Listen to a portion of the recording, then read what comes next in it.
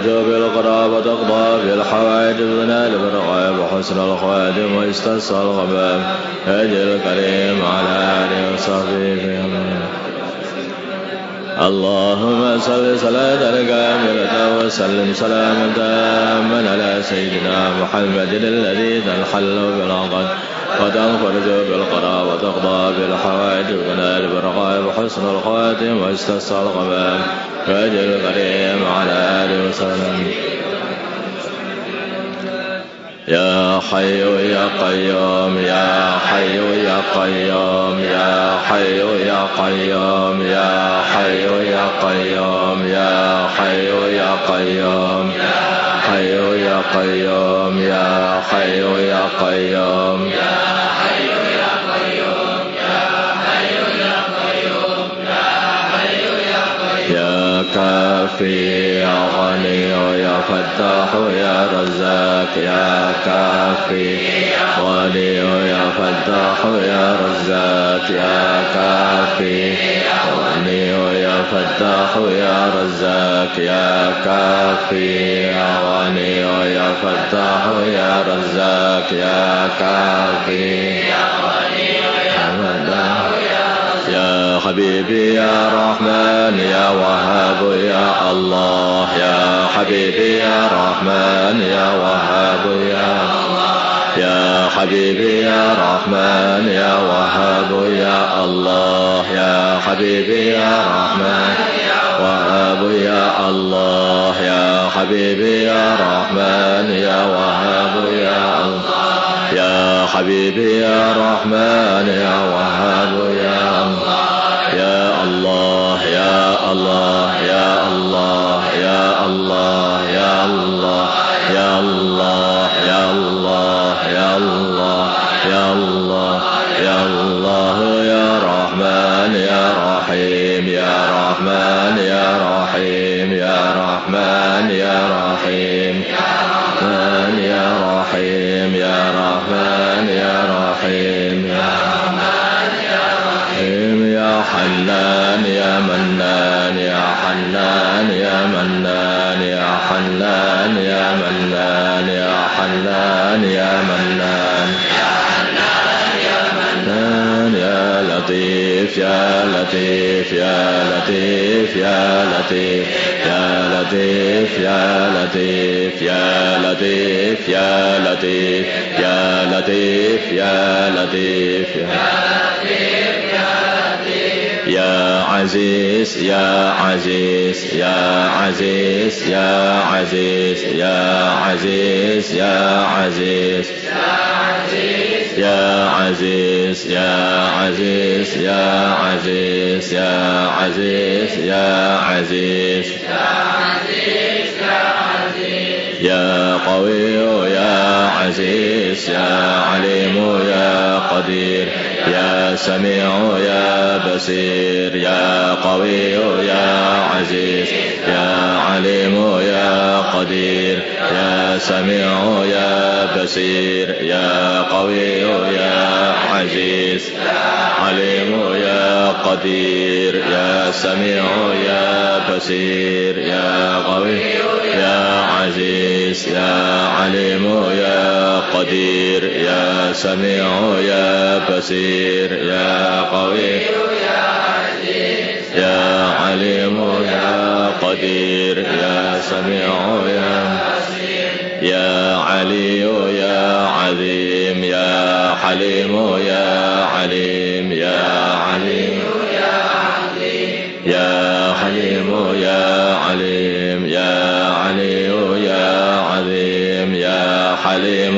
يا عليم يا علي يا عظيم يا حليم يا عليم يا علي يا عظيم يا حليم يا عليم يا عليم يا عظيم يا حليم ربنا إنك جامع الناس ليوم لا ريب فيه إن الله لا يخلف الميعاد ربنا إنك جامع الناس ليوم لا ريب فيه إن الله لا يخلف الميعاد ربنا إنك جامع الناس ليوم لا ريب ريب فيه إن الله لا يخلف الميعاد وأذن في الناس بالحج يأتوك رجالا وعلى كل ضامر يأتين من كل فج عميق وأذن في الناس بالحج يأتوك رجالا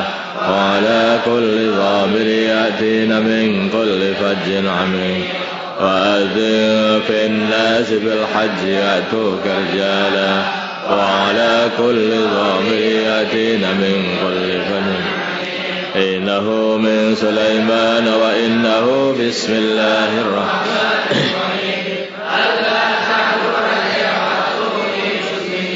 إنه من سليمان وإنه بسم الله الرحمن الرحيم ألا تعلوا علي وأتوني مسلمين إنه من سليمان وإنه بسم الله الرحمن الرحيم ألا تعلوا علي وأتوني مسلمين يا أيها الذين آمنوا اصبروا وصابروا ورابطوا واتقوا الله يا أيها الذين آمنوا اصبروا وصابروا ورابطوا لعلكم تفلحون يا أيها الذين آمنوا اصبروا وصابروا ورابطوا واتقوا الله ولقد كتبنا في الزبور من بعد ذكر أن الأرض يرثها عبادي الصالحون ولقد كتبنا في الزبور من بعد ذكر أن الأرض يرثها عبادي الصالحون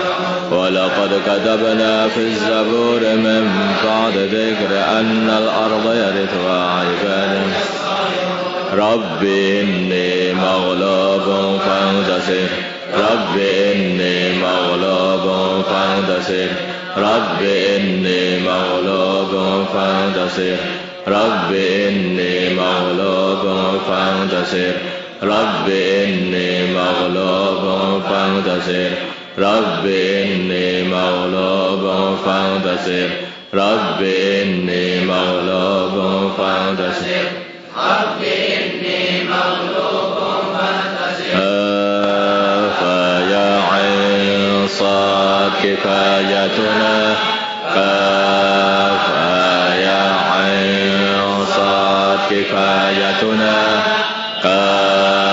فيا عين صاد كفايتنا فيا عين صاد كفايتنا فيا عين صاد كفايتنا فيا عين صاد كفايتنا فيا عين صاد كفايتنا حميم عين سين قاف حمايتنا حميم عين سين قاف حمايتنا حميم عين سين قاف حمايتنا حميم عين سين قاف حمايتنا حميم عين سين قاف حمايتنا حميم عين سين قاف حمايتنا حميم عين سين قاف حمايتنا قاف والقرآن المجيد وقايتنا قاف والقرآن المجيد وقايتنا قاف والقرآن المجيد وقايتنا قاف والقرآن المجيد وقايتنا قاف والقرآن المجيد وقايتنا قاف والقرآن المجيد وقايتنا قاف والقرآن المجيد وقايتنا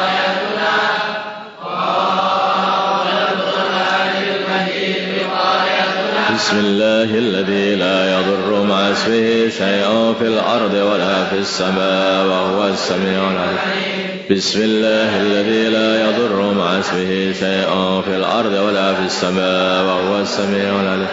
بسم الله الذي لا يضر مع اسمه شيء في الأرض ولا في السماء.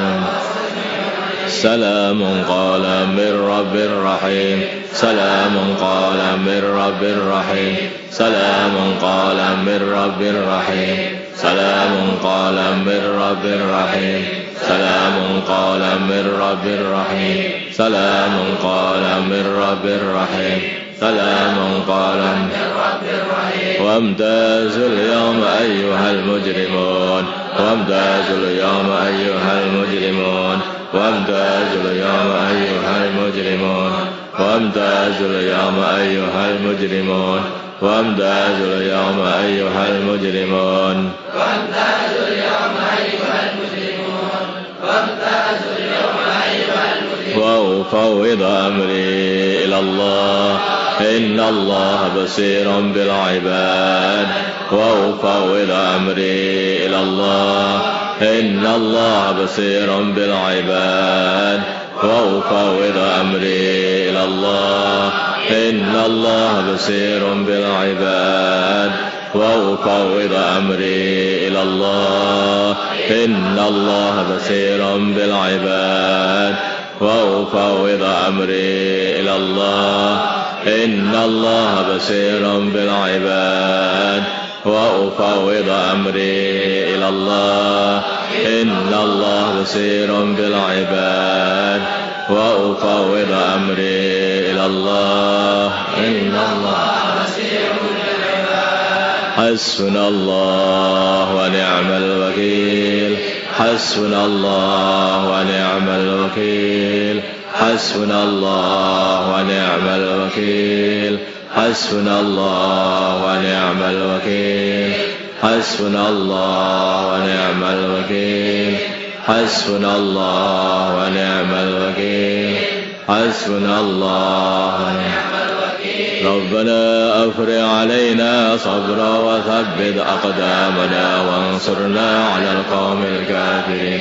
ربنا أفرغ علينا صبرا وثبت أقدامنا وانصرنا على القوم الكافرين. ربنا أفرغ علينا صبرا وثبت أقدامنا وانصرنا على القوم الكافرين. ربنا أفرغ علينا صبرا وثبت أقدامنا وانصرنا على القوم الكافرين.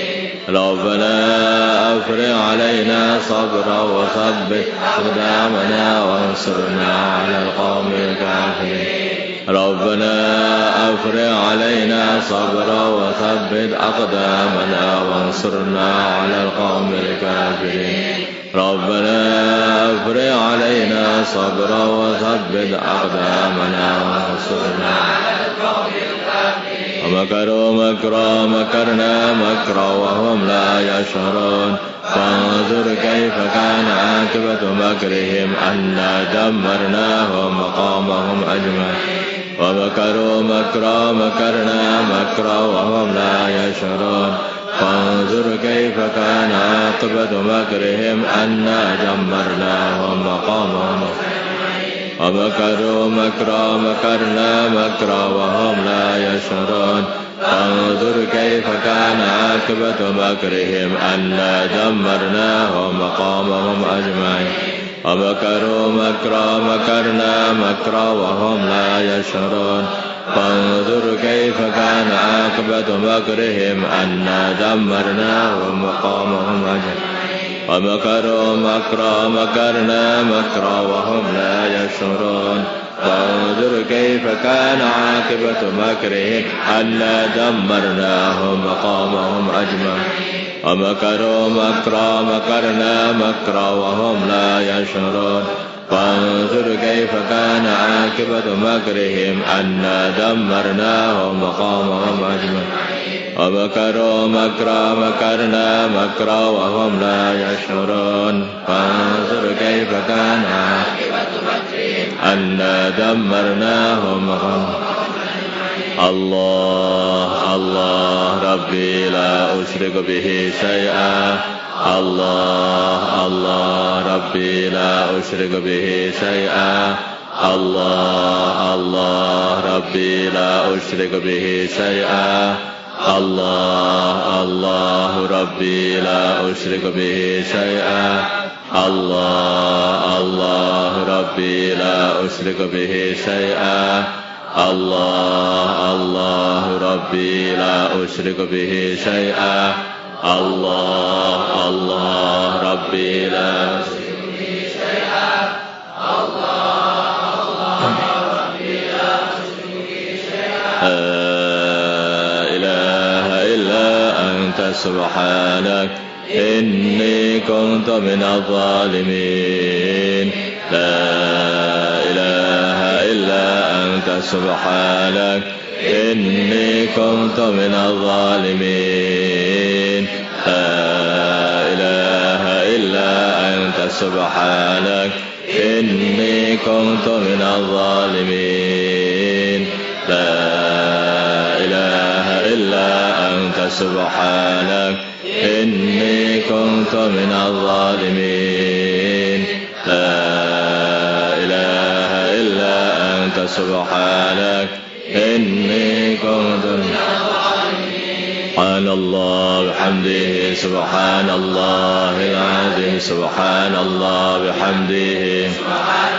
الله العظيم سبحان الله بحمده سبحان الله العظيم سبحان الله بحمده سبحان الله العظيم سبحان الله بحمده سبحان الله العظيم سبحان الله بحمده سبحان الله العظيم سبحان الله بحمده سبحان الله العظيم استغفر الله سبحان الله بحمده سبحان الله العظيم استغفر الله سبحان الله بحمده سبحان الله استغفر الله صلى الله وسلم وبارك وترحم على سيدنا محمد وعلى آل سيدنا محمد وما صليت وسلمت وباركت وترحمت وحننت على سيدنا إبراهيم وعلى آل سيدنا إبراهيم في العالمين إنك حميد مجيد اللهم لك الحمد كله ولك الملك كله وبيدك الخير كله وإليك يرجع الأمر كله سره علانيته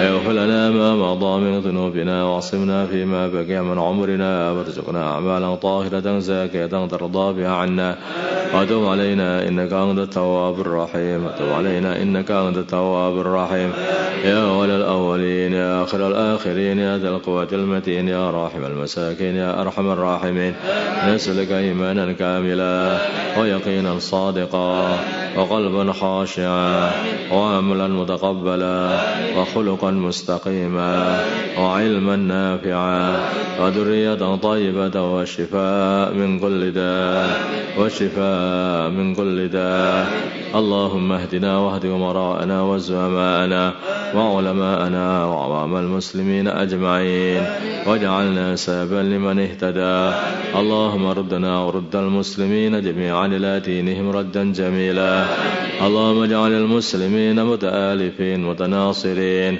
متحابين منصورين مقبولين على أحياء دينك القويم واجعلهم يدا واحدة على الكافرين اللهم سلمنا وسلم المسلمين من مضلات الفتن سلمنا إياهم من الفتن والإحن والمحن اللهم أعز الإسلام والمسلمين وأذل الشرك والمشركين ودمر أعداء الدين اللهم انصر المجاهدين في سبيلك في كل مكان اللهم انصر الداعين إليك في كل مكان اللهم انصر المسلمين المستضعفين في كل مكان اللهم انصرهم نصرا عزيزا وافتح لهم فتحا قريبا اللهم أيدهم بتأييد من عندك اللهم اجعل لهم من كل ضيق فرجا اللهم احفظهم من بين أيديهم ومن خلفهم وعن أيمانهم وعن شمائلهم ومن فوقهم ومن تحت أرجلهم ونعيذهم بك من أن يغتالوا من تحتهم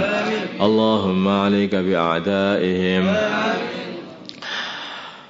ربنا أفرغ علينا صبرا ثبت أقدامنا وانصرنا على القوم الكافرين ربنا أفرغ علينا صبرا وثبت أقدامنا وانصرنا على القوم الكافرين ربنا أفرغ علينا صبرا وثبت أقدامنا وانصرنا على القوم الكافرين الله يا جامع الناس اليوم لا ريب فيه اجمع إلينا صالح عبادك يعينوننا على طاعتك ونشر دينك وإعلاء كلمتك اللهم ربنا زدنا ولا تنكسنا اللهم ربنا زدنا ولا تنكسنا وأكرمنا ولا تهنا واسترنا ولا تفضحنا وآثرنا ولا تؤثر علينا وامكر لنا ولا تمكر علينا وكن لنا ولا تكن علينا إليك ربي فحببنا وفي أنفسنا لك ربي فدللنا